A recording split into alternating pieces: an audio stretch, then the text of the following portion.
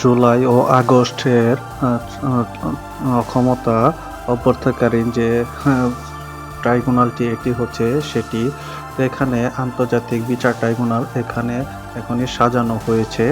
তো দেখতে পাচ্ছেন এখানে ঝাড়বাতি আছে এবং রং এবং বিভিন্ন ধরনের কারুকার্য করা সেই কাজটি এখানে এখন করছে।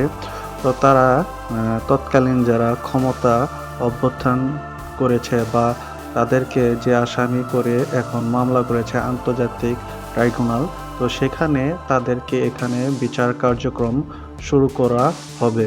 তো সেই জন্য এটি ইতিমধ্যে কাজকর্ম চলছে।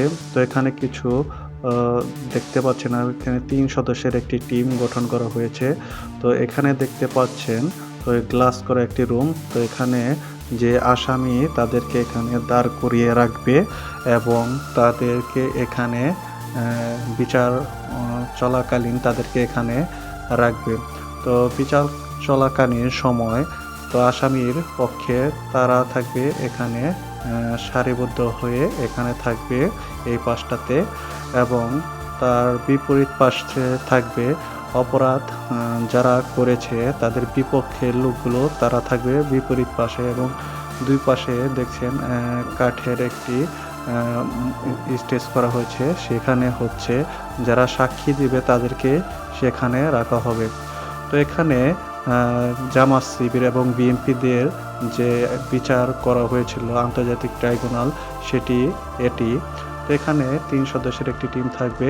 এটি বলা নিচে ৩ জন থাকবে এখানে তাদেরকে নিয়ে যে এখানে বিচার কার্যক্রম করবে এবং তাদের পক্ষের আইনজীবীও এখানে থাকবে।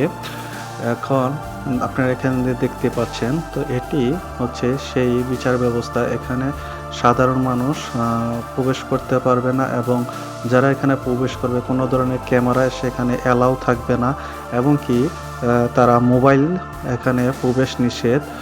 আমি আপনাদেরকে সেই উপর থেকে দেখাচ্ছি পুরো সারিবদ্ধ অবস্থাতে।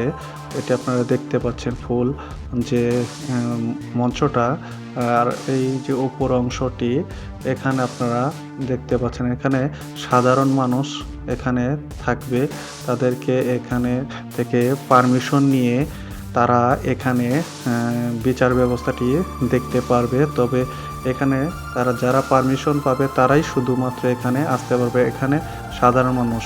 তো এখানে আপনারা দেখতে পেলেন তো এখানে কিভাবে বিচার ব্যবস্থা করা হবে এবং কি ইতিমধ্যে আপনারা দেখতে পেরেছেন সেই জায়গাটি। তো তাদেরকে আসামিদের এখানে আনার জন্য এই জায়গাটিতে গাড়ি এসে নামবে। তো এর পাশে দিয়ে এসে তো এখানে দেখতে পাচ্ছেন সিঁড়ির ডান পাশে এটি হলো হাজতখানা বা জেল।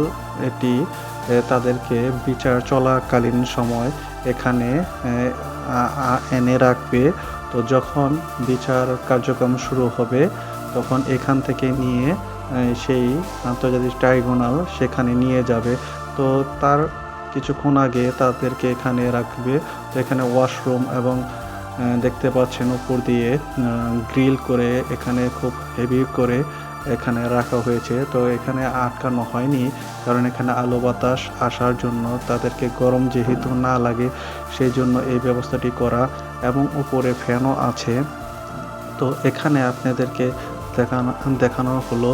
তো এরকম নিত্য নতুন নতুন নিউজ পেতে নিউজ বাংলা 1218 সাথে থাকুন। আমি পলাশ এই মুহূর্তে বিদায় নিচ্ছি, ফিরছি আবারও নতুন কোনো খবর নিয়ে।